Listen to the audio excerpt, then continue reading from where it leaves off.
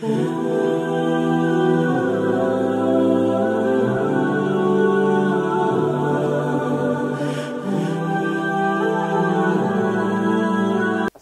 alaikum wa rahmatullahi wa barakatuh.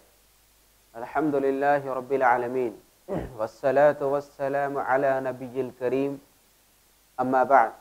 Fa'a'udhu billahi as-sami'il 'alim minash shaitanir rajim. Bismillahir rahmanir rahim. وبما رحمة من الله لنت له ولو كنت فظا غليظ القلب لانفضوا من حولك. సోదరా సోదరిమల్లారా మహాశయులారా, హృదయాల విజేత ముహమ్మద్ సల్లల్లాహు అలైహి వసల్లం కార్యక్రమానికి స్వాగతం. ముహమ్మద్ ప్రవక్త సల్లల్లాహు అలైహి వసల్లం గారి పవిత్ర జీవిత చరిత్రలోని ఎన్నో కీలకమైన నైతిక విలువలతో, కారుణ్యపు ఘట్టాలతో కూడినటువంటి ఎన్నో విషయాలు మనం నేర్చుకుంటూ తెలుసుకుంటూ వస్తున్నాం. ఈరోజు ప్రవక్త సల్లల్లాహు అలైహి వసల్లం గారి బద్ధ శత్రువులతో మృదు స్వభావం, క్షమాభిక్ష వైఖరి. సోదరులారా, ఒక వ్యక్తి ఎవరినైనా క్షమించడానికి సాహసం చేయగలుగుతాడు, క్షమించడానికి చాలా సులువు అవుతుంది. కానీ ఎవరైతే ఒక వ్యక్తిని హింసించారో, బాధించారో, శత్రువుగా అతని వెంట పడి మరీ హింసిస్తున్నారో అలాంటి వ్యక్తిని క్షమించడం అనేది చాలా గొప్ప విషయం. ఎవరైతే హింసించారో అతన్ని న్యాయబద్ధంగా చూస్తే ప్రతీకారం తీసుకునే హక్కు అతనికి ఉంటుంది. కానీ నైతిక లక్షణాల విషయంగా చూస్తే ఆ విషయం కూడా నైతిక విలువల విషయంలోకి రాలేదు. అంటే ప్రవక్త సల్లల్లాహు అలైహి వసల్లం గారిని హింసించినటువంటి యొక్క బద్ధ విరోధులను ప్రవక్త సల్లల్లాహు అలైహి వసల్లం గారు న్యాయబద్ధంగా చూస్తే ప్రతీకారం తీర్చుకోవాల్సి ఉంటుంది. కానీ ప్రవక్త సల్లల్లాహు అలైహి వసల్లం గారు ప్రతీకారం తీర్చుకోకుండా, కోపగించుకోకుండా, అసహ్యపరుచుకోకుండా వారందరినీ క్షమించేశారు. క్షమించడమే కాకుండా వారి పట్ల చాలా ప్రేమపూర్వకంగా, మర్యాదగా చాలా సత్కరించారు కూడా. అయితే ఆ యొక్క ఘట్టాలే ఎవరెవరిని ఏ విధంగా కారుణ్యమూర్తి ప్రవక్త సల్లల్లాహు అలైహి వసల్లం గారు వారిని క్షమించి వేశారో, క్షమాభిక్షతో పెట్టి వారిని ఏ విధంగా తమను హక్కున చేర్చుకున్నారో ఈరోజు మనం తెలుసుకుందాం. మనం గతంలో కూడా కొన్ని విషయాలు తెలుసుకున్నాం. వహ్షి అనే వ్యక్తి ప్రవక్త సల్లల్లాహు అలైహి వసల్లం గారి తండ్రిని చాలా ఘోరంగా హత్య చేశారు. హత్య చేసిన తర్వాత ప్రజలందరూ, ప్రవక్త యొక్క సహచరులందరూ కలిసి నన్ను మళ్ళీ హత్య చేస్తారేమన్న భయంతో ఆయన వేరే నగరానికి పలాయనం చేస్తారు, అంటే పారిపోతాడు.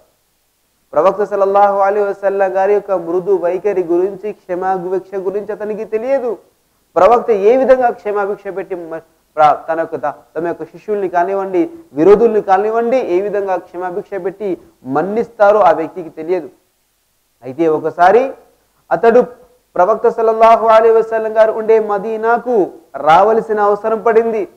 కానీ ప్రవక్త గారి మదీనా నగరానికి వెళ్ళినట్లయిందంటే మళ్ళీ వారు నన్ను హింసిస్తారే లేదా హత్య చేస్తారని ఒక భయం అతన్ని వెంటాడుతూ ఉంటే ప్రజలందరూ, అంటే అక్కడ ఉన్నటువంటి కొందరు శిష్యులు, మరికొంతమంది వారి వ్యక్తులు కూడా చెప్పారు, ప్రవక్త అలాంటి వారు కాదు, ఆయన క్షమాభిక్ష విస్తృతమైంది, మీరు నిర్భయంగా వెళ్ళండి, ఆయన అభయమిస్తారు అని.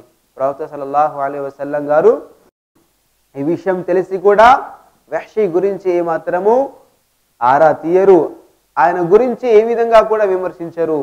ఈ విషయం తెలుసుకున్న వ్యక్తి, ఆ వహ్షి ప్రవక్త సల్లల్లాహు అలైహి వసల్లం సన్నిధికి వచ్చి అతని ప్రవక్త గారి యొక్క నైతిక విలువలకు, తాను ప్రసాదించిన క్షమాభిక్షకు ముగ్ధులైపోయి ఆయన కూడా ఇస్లాం స్వీకరిస్తారు. సోదరులారా, ఇవన్నీ ఒక కథలాగా మీకు అనిపించవచ్చు, కానీ ఇవి అక్షర సత్యాలు. ఇవన్నీ కూడా మానవ చరిత్రలో పూర్తిగా సువర్ణాక్షరాలతో లిఖించబడి ఉన్నాయి. ఇవి చరిత్రలో ముద్రించబడి ఉన్నాయి. ఇవి సత్యమైన ఘట్టాలు.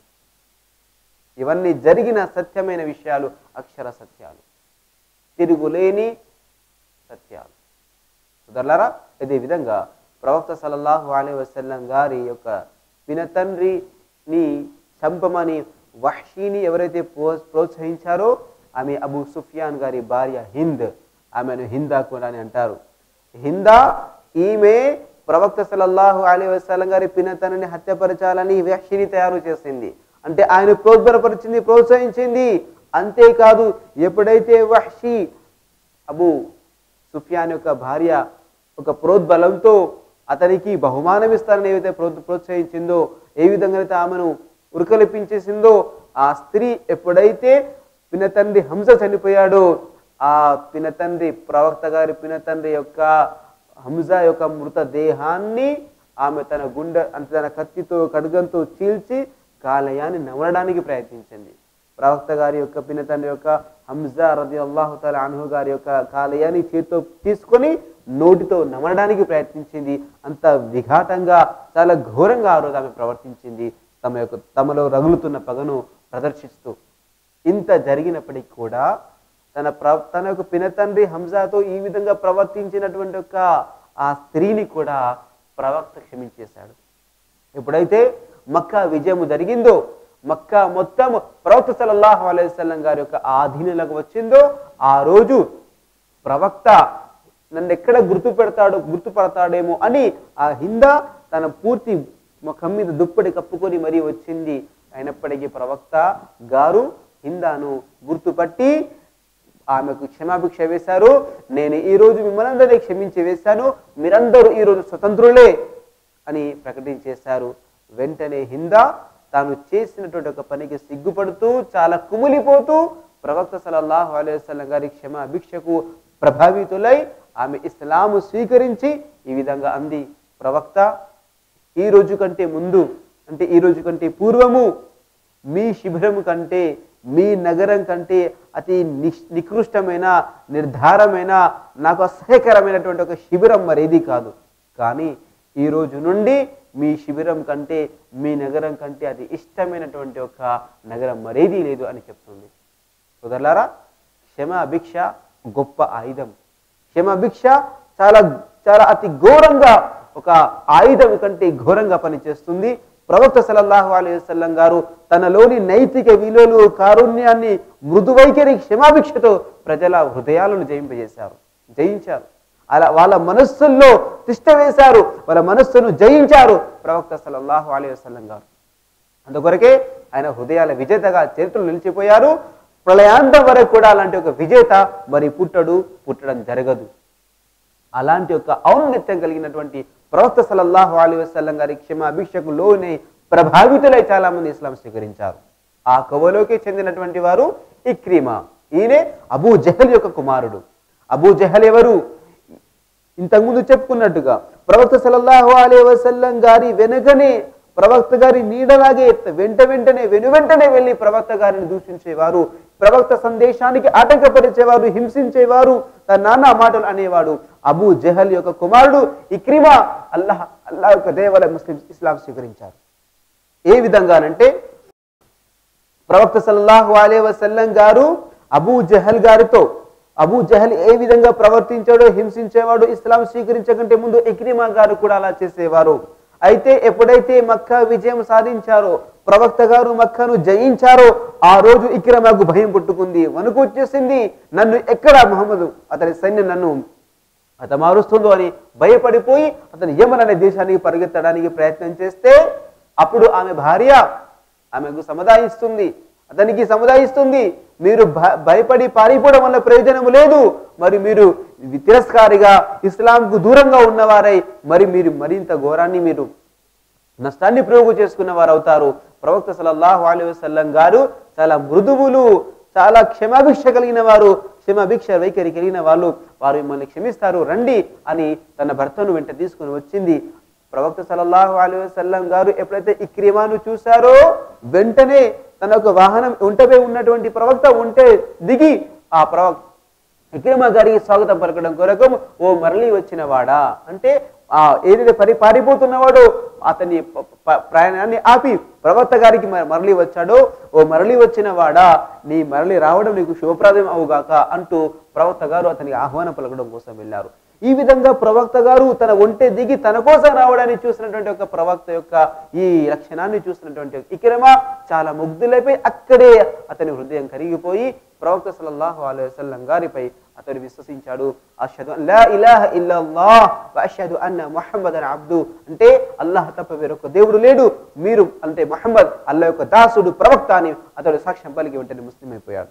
సోదరులారా, చరిత్రలో మీరు ఎన్ని చరిత్రలో ఉన్న పుటాలన్నీ మీరు తిరిగి వేసినా కూడా ప్రవక్త సల్లల్లాహు అలైహి వసల్లం గారి యొక్క నైతిక విలువలు, అతని గొప్పతనం, ఔన్నత్యం, కారుణ్యం, క్షమాభిక్ష, సహనం ద్వారానే ఆయన పూర్తి మానవులను ఒక విప్లవాన్ని సృష్టించారు. మానవులందరినీ కూడా అపమార్గం నుండి, దుష్ట మార్గం నుండి సన్మార్గ వైపుకు తీసుకొచ్చారు. కేవలం అతనిలో ఉన్నటువంటి గొప్ప లక్షణము క్షమాభిక్ష మరియు సహనము మరియు నైతిక విలువల ద్వారానే. అదేవిధంగా సఫ్వాన్ బిన్ ఉమయ్య అనే ఒక వ్యక్తి ప్రవక్త సల్లల్లాహు అలైహి వసల్లం గారి యొక్క ఒక విరోధి కూడా. ఈయన కూడా మక్కా నాయకులతో కలిసి ప్రవక్త గారిని చాలా హింసించేవారు, బాధించేవారు.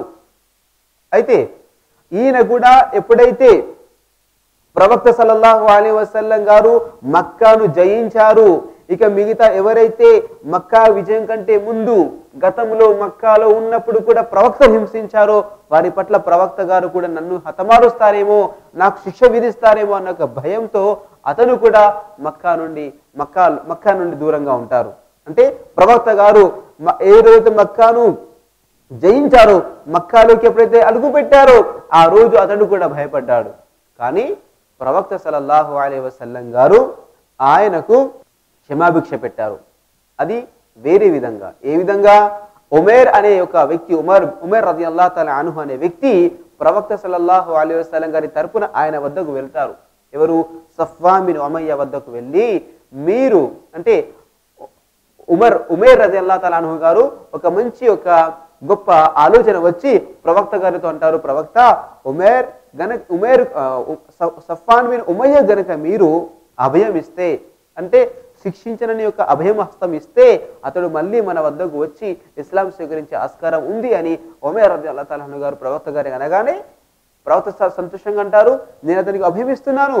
మనం ఎప్పుడు వారిని హింసించాము, వారికి ఎప్పుడు మనం ఎందుకు శిక్షిస్తాము, మనం కోరుకునేది కూడా అదే కదా అని ప్రవక్త సల్లల్లాహు అలైహి వసల్లం అంటారు. కానీ ప్రవక్త, మరి మీరు అతనికి అభయం ఇచ్చినట్లు అతనికి ప్రమాదం జరగదు అని మీ నుండి ఆనవాలుగా ఏదైనా వస్తువు ఉంటే బాగుంటుంది అని ఉమైర్ రదియల్లాహు అన్హు అనగానే ప్రవక్త సల్లల్లాహు తన తలపాగాను తీసి ఇస్తారు. ఆ వ్యక్తి తన తలపాగాను తీసుకొని సఫ్వాన్ బిన్ ఉమయ్య వద్దకు వెళ్ళి, చూడు సఫ్వాన్, మీరు మక్కాకు తిరిగి రండి, మక్కాకు వచ్చి ప్రవక్త సల్లల్లాహు అలైహి వసల్లం గారిని విశ్వసించండి, ఈరోజు ప్రవక్త గారు మిమ్మల్ని క్షమిస్తారు, క్షమాభిక్ష పెడతారు అని ఆయనకు సముదాయించారు. ఆ వ్యక్తి వెంటనే, మరి దీనికి నేను ఎలా నమ్మాలి, నన్ను అక్కడికి వెళ్ళి నేను మక్కాలోకి వచ్చిన తర్వాత నన్ను హతమార్చడానికి నాకు ఎలాంటి ఒక గ్యారంటీ ఉంది, మరి ఎలా నమ్మాలి అనగానే ప్రవక్త గారు మీకు అభయంగా, చిహ్నంగా, గుర్తుగా తనకు తలపాగాను ఇచ్చారని ప్రవక్త గారు చెప్పగానే ఆ వ్యక్తి చాలా సంతోషంగా వస్తారు. ప్రవక్త సల్లల్లాహు అలైహి వసల్లం గారు వెంటనే క్షమిస్తారు, ఆయన వెంటనే ఇస్లాం స్వీకరిస్తారు. సోదరులారా, ఇలాంటి ఎన్నో విషయాలు, ఎన్నో ఘట్టాలు, ఎంతో మంది బద్ద విరోధులు ఎవరైతే ముహమ్మద్ ప్రవక్త సల్లల్లాహు అలైహి వసల్లం గారిని హత్య చేయాలని, అతన్ని చంపివేయాలని, అతనికి హింసించాలని ఎవరైతే పన్నాగాలు పన్నారో అలాంటి వ్యక్తులు అల్లాహ్ సుబ్హానహు వ తఆలా యొక్క దయతో ప్రవక్త సల్లల్లాహు అలైహి వసల్లం వారందరినీ క్షమించారు. ఆయన క్షమా గుణానికి చాలా మంది ప్రభావితులై ఇస్లాం స్వీకరించారు. ఆ కోవలోకి చెందిన వ్యక్తే అబూ సుఫియాన్ రదియల్లాహు తఆలా అన్హు. అబూ సుఫియాన్ ఇస్లాం స్వీకరించకంటే ముందు ఆయన నాయకులకు, మక్కా కురైషులకు నాయకుడు. ఆయనకు ఎంతో గొప్ప పరుపతి, అంటే గొంత పరువు ప్రతిష్టలు ఉన్నాయి. ఆయన చెప్పింది చాలా వేదంగా, అంటే ఆయన చెప్పిందే ఎదురులేనిగా భావించేవారు. ఆ విధంగా అబూ సుఫియాన్ ఉండేవాడు. కానీ ఏ రోజైతే మక్కా విజయం జరిగిందో ఆ రోజు ఆయన కూడా దిగిదో తల వంచుకున్నారు. ఇప్పుడు నా పరిస్థితి ఏమైంది, నేను ఒకప్పుడు నాయకుడిని, కానీ ఈరోజు ముహమ్మద్ ముందు తల వంచుకుని ఉన్నాను అని కుమిలిపోతూ ఉన్నారు.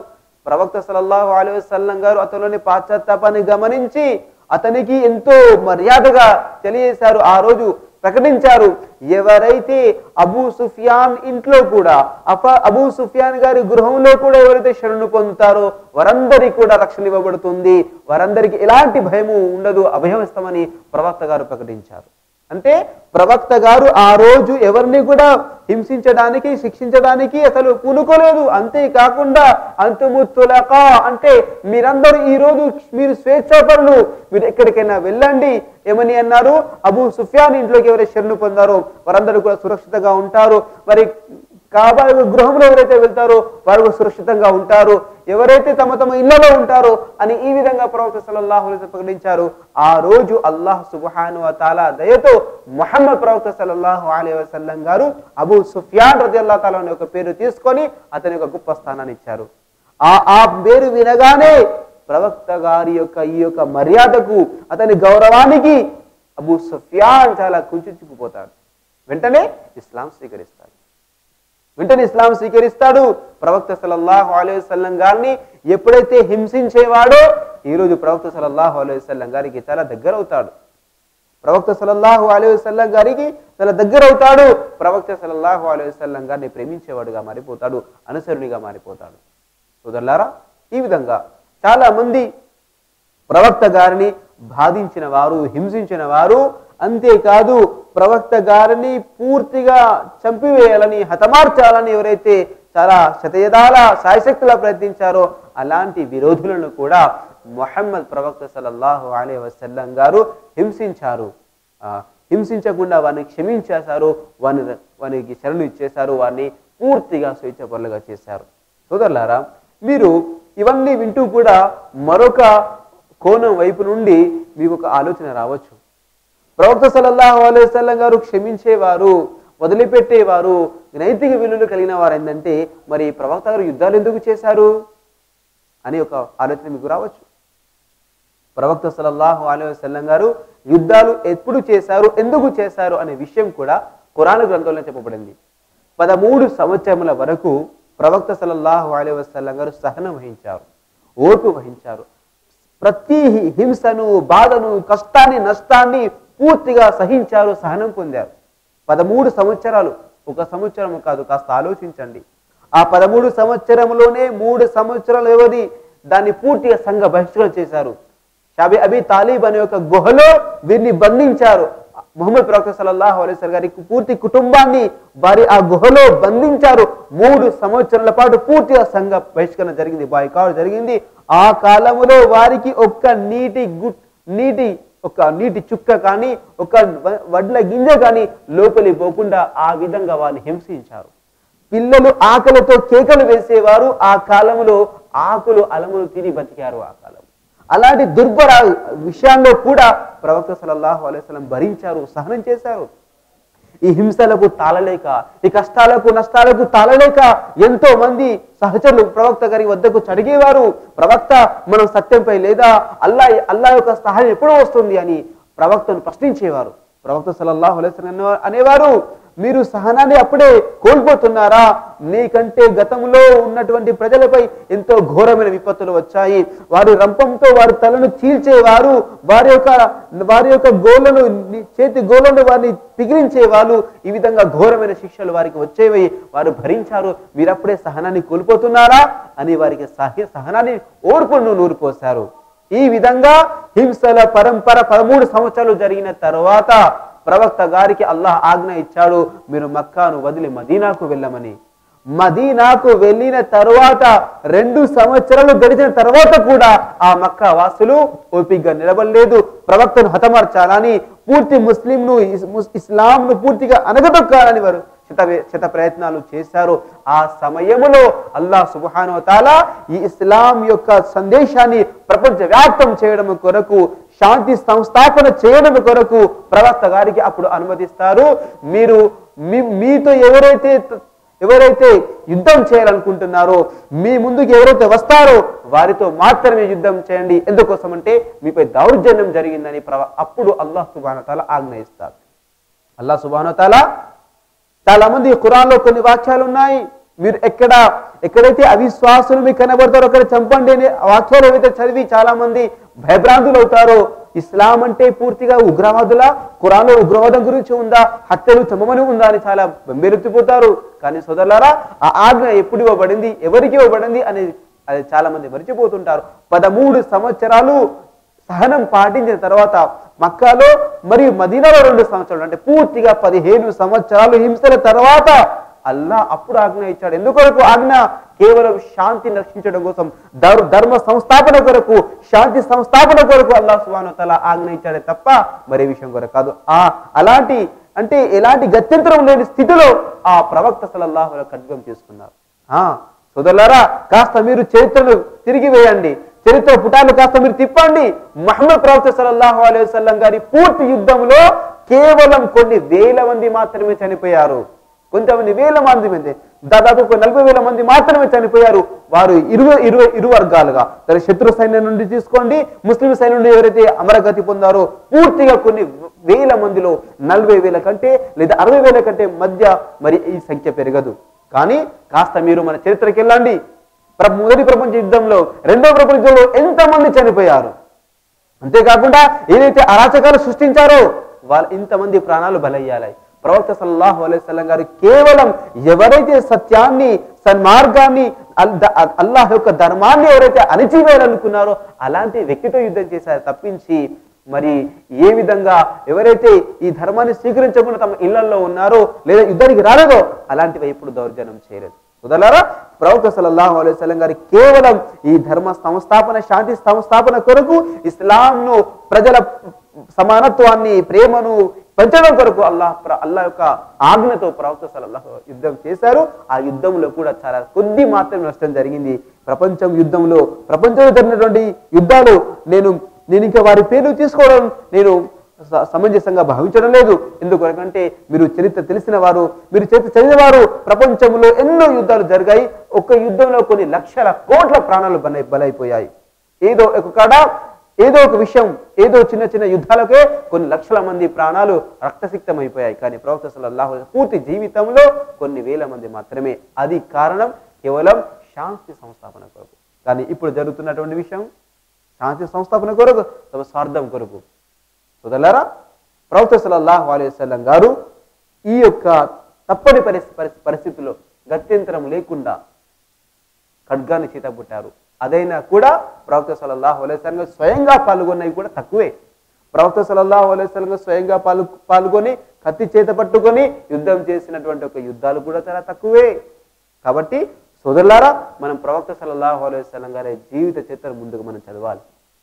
అల్హమ్దులిల్లా, అల్లాహ్ దయ వల్ల ఈ రోజు అన్ని భాషల్లో కూడా ప్రవక్త సల్లల్లాహు అలైహి వసల్లం గారి యొక్క జీవిత చరిత్రము మనకు అన్ని రకాలుగా చదవడంగా, పుస్తక రూపంలో కూడా, వీడియో రూపంలో కూడా, ఆడియో రూపంలో కూడా వచ్చాయి.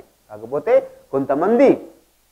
కొంతమంది విని, అంటే పూర్తిగా విని లేదా దుష్ప్రచారాలు విని ప్రవక్త గారిని చెడుగా భావిస్తుంటారు. కానీ ప్రవక్త సల్లల్లాహు అలైహి వసల్లం గారులో కేవలం ఒక రవంత కూడా, అనువంత కూడా ఆయన మీద ఎలాంటి యొక్క దుష్ప్రచారము, అలాంటి ఒక చెడు ప్రభావం కూడా సోకదు.